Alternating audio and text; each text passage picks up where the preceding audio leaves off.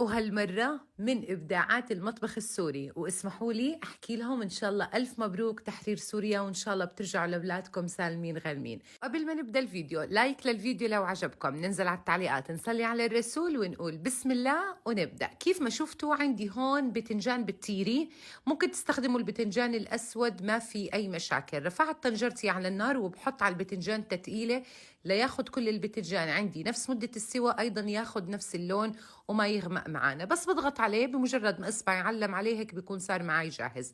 بردته تحت الحنفيه بمي بارده، بعد هيك ببدا اشتغل فيه على طول. شلت قشره الباذنجان، بعد هيك شقيته شق بسيط بالسكين، وبضيف على كل حبه ربع معلقه صغيره من الملح الصخري الخالي من اليود. حطيته بمصفاي وبخلي الفتحه لتحت حتى المي اللي بدها تنزل لتحت ما تحشر عندكم. بحط له تتقيله وبضلني ازيد بالتتقيله، انا بحب خليه لتاني يوم لما يصفي عندي كليات ميته. تمام. بعد هيك ببدأ إني أقطع فيه لقطع مربعات تكون متوسطة الحجم بالطريقة والشكل اللي واضح قدامكم.